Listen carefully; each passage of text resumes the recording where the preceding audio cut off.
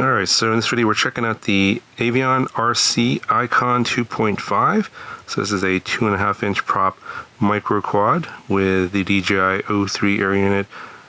This is a built-in, bind and fly. So it comes pre-built, and this is my favorite size in terms of micros. When back in the day when I was flying a lot of analog, 2.5 inches I think was a sweet spot for micros. I felt like 3 inches was a little bit too big, a little bit too noisy for parks and scaring people at the park and stuff like that, and 2 inches was a little bit too small. Not enough power, the fun factor just wasn't there for a 2 inch. So I've been waiting for a long time for a 2.5 inch pre-built bind and fly with the O3 air unit in it. And I was obviously designed for the O3 air unit.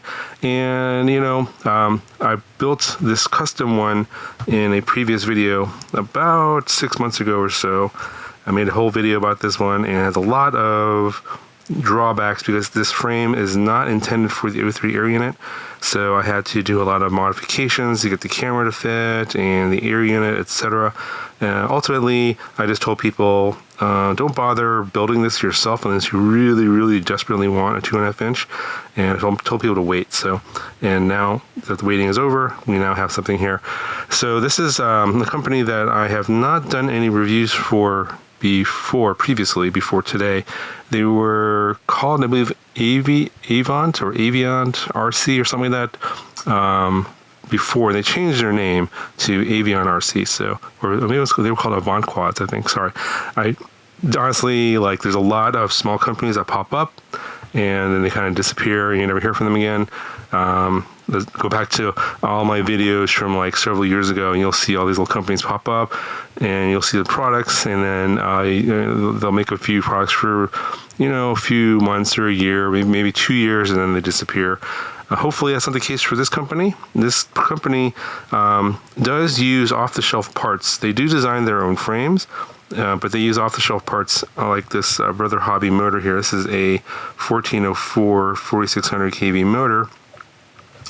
And this one here was, I guess, delayed in terms of getting it in my hands because this is technically the second batch of this particular model. I think a few videos of this one came out maybe a couple months ago when the first batch was made. So it kind of gives you an idea of the timing of availability of parts and when they can build these batches of quads. I'm not sure how many are in the second batch. Hopefully there'll be enough to fulfill the needs of people out there, but a lot of these small companies, they kind of hedge their bets. They don't build a ton of these just because obviously they're going to have some investment in terms of costs to build these, and if no one buys them, then they have to sell them at a discount and then perhaps lose money. So what they're probably going to do is kind of wait and see what the demand's like before they produce a ton of these. So hopefully, if you guys have been waiting around for a O3 air unit with a 2.5 inch frame, this might be the one for you. And I think there, for the most part, there's a couple minor things I have issues with, but they're pretty minor. For the most part, this is pretty much the fun 2.5 inch quad. You can fly pretty much anywhere without attracting a lot of attention, and you'll have enough power to do most of the tricks that you want to do. Obviously, I'm not going to say it flies like a 5 inch because it does not fly like a 5 inch because you can't throw it around because it's still under 250 grams even with the battery.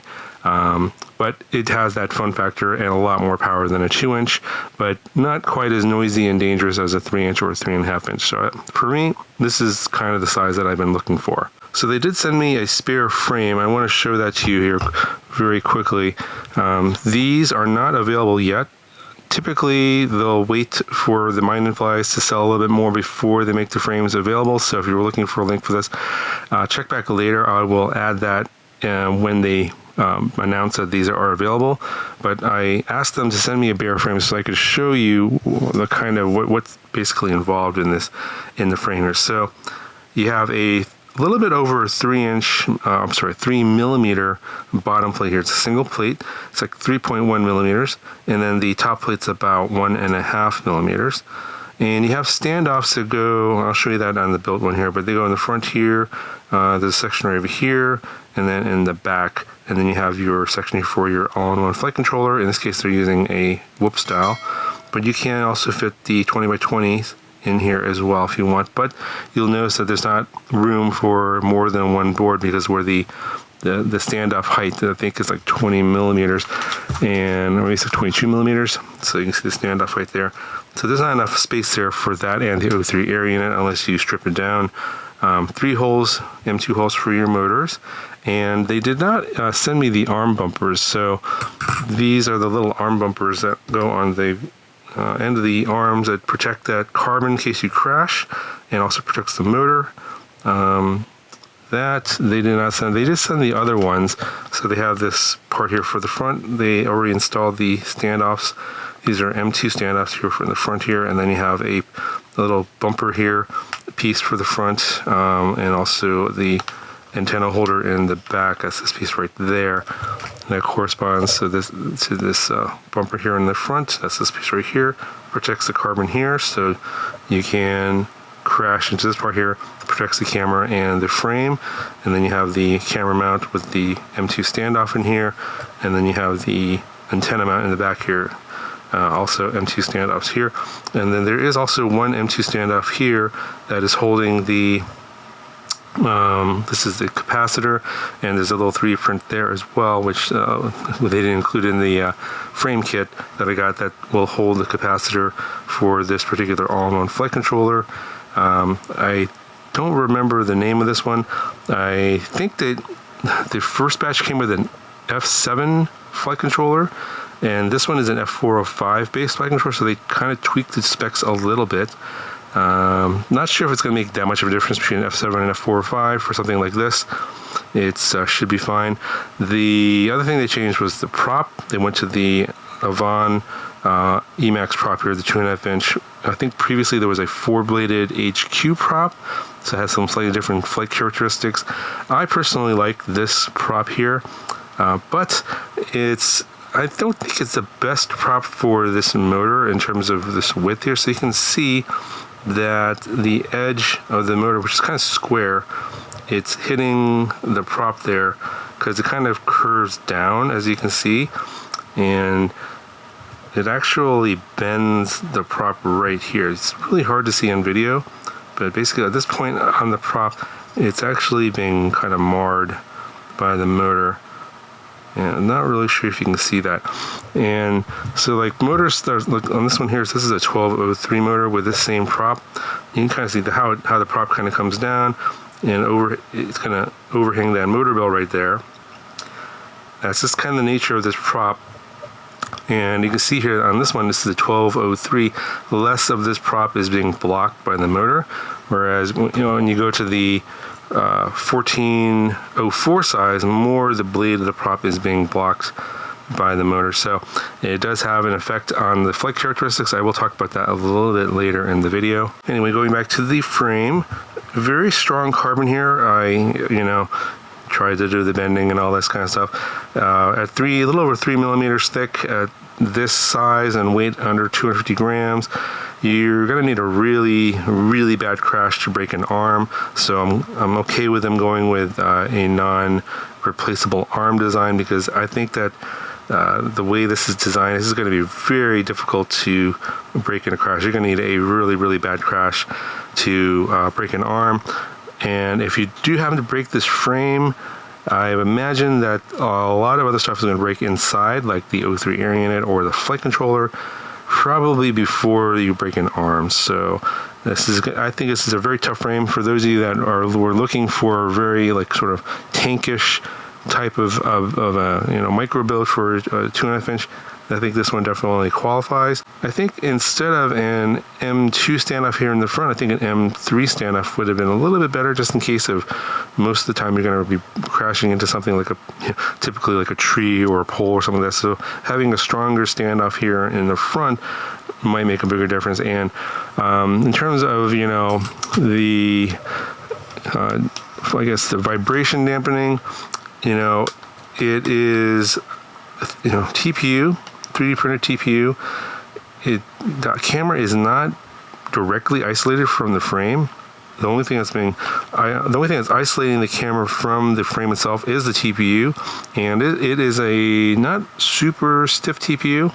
It is probably like a medium stiffness TPU. So, you know, you'll see in the flight footage, I flew it on a pretty sunny day, and I didn't see any jello. I didn't fly with an ND filter either.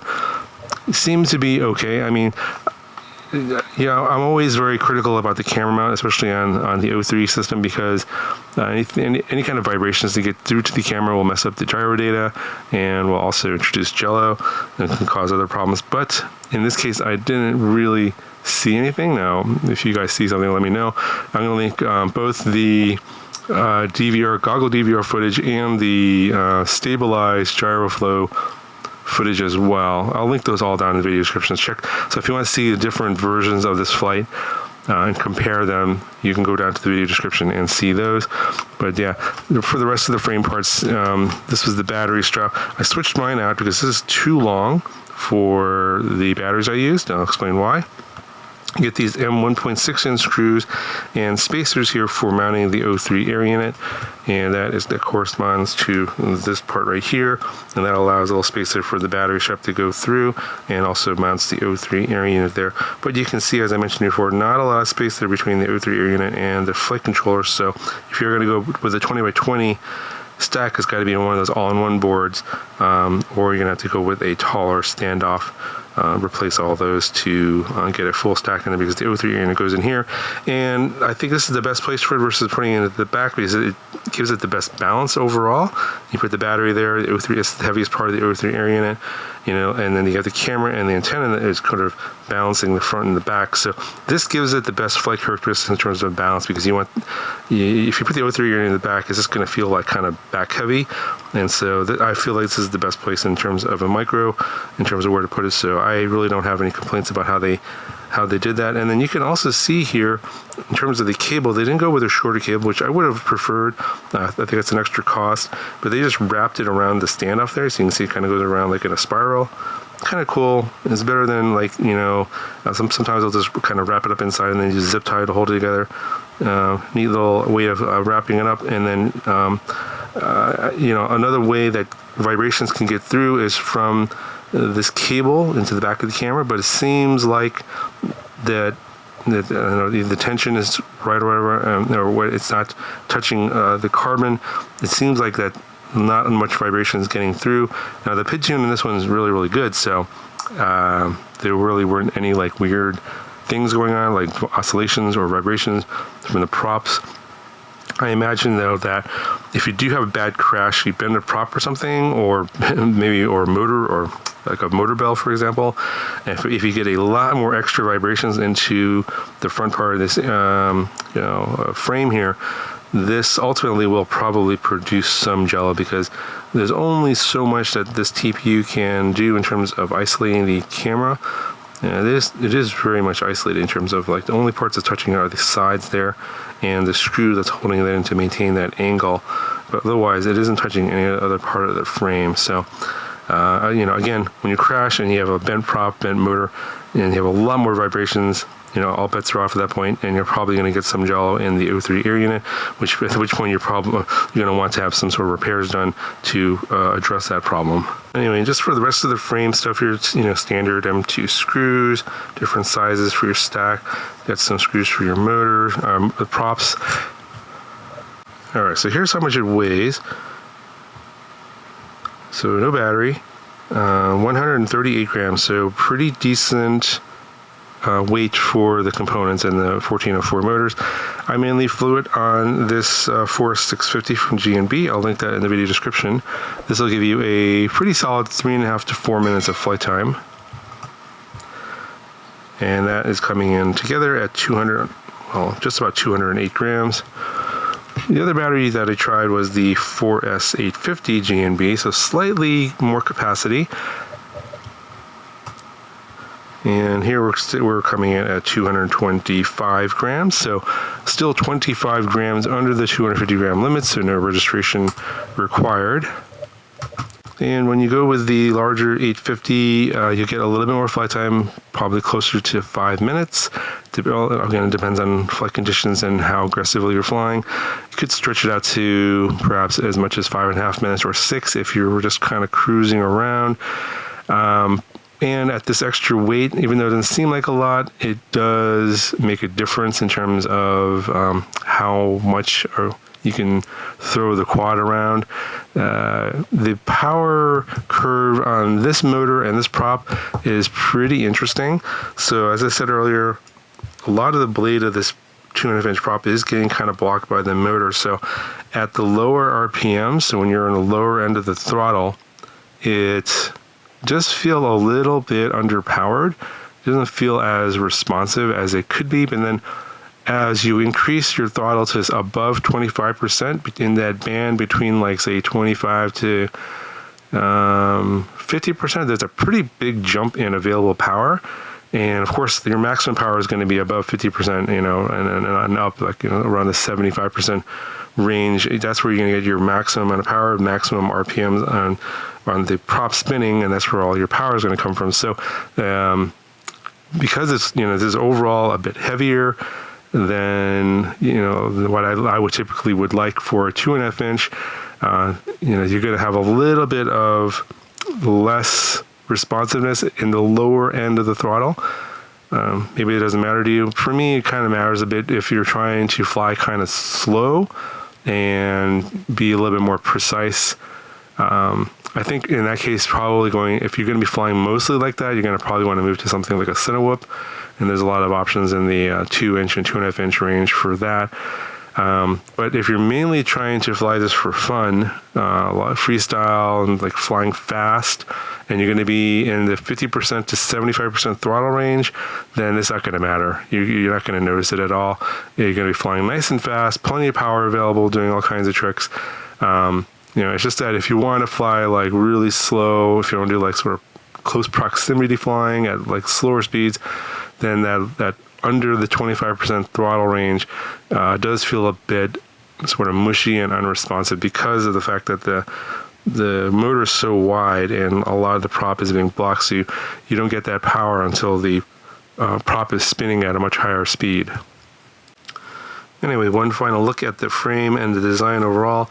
I kind of like these little curves. They kind of added their own sort of flair to their design, and it looks really nice overall.